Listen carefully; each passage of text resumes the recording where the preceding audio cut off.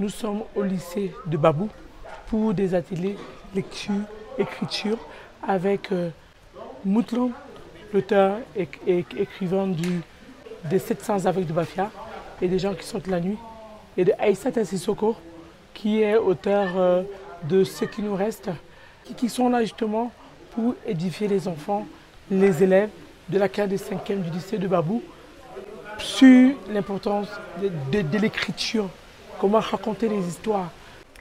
L'atelier que je mène aujourd'hui avec les élèves consiste tout d'abord à leur faire comprendre qu'à travers l'écriture, on peut s'exprimer sur plein de choses.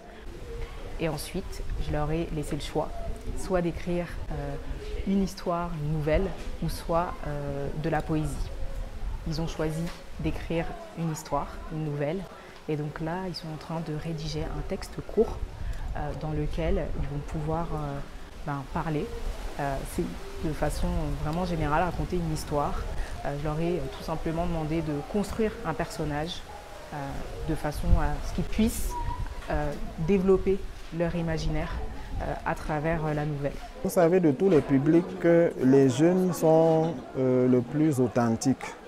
C'est des gens qu'il faut savoir capturer.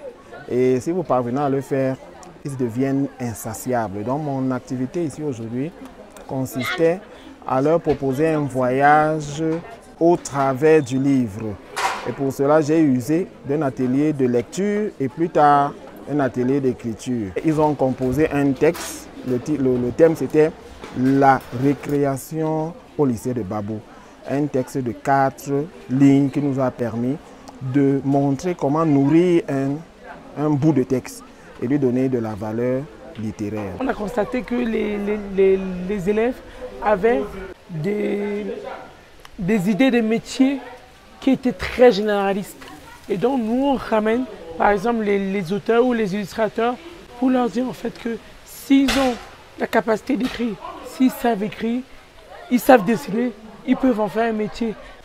Je les trouve vraiment intéressants, poétiques. Quand on passe, on voit que certaines personnes ont des modes de fonctionnement différents, d'autres seront plus dans la réflexion avant de coucher sur papier, d'autres vont tout de suite écrire. Mais dans tous les cas, je les ai trouvés vraiment très impliqués. Bref, je leur ai proposé un voyage en 1705, ici même à Babou. Et vous comprenez que je me suis servi de mon roman « Ceux qui sortent dans la nuit » afin de les intéresser à aller peut-être au travers des temps pour s'approprier leur héritage ancestral, culturel, patrimonial. Et tout de suite, quand je leur ai proposé de les transformer en sorciers, ça a éveillé leur attention.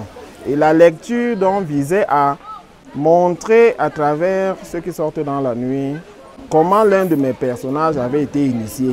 Et donc j'étais curieux, ils étaient même convaincus qu'à la lecture de ce texte, ils auraient eux-mêmes des pouvoirs de sorcellerie.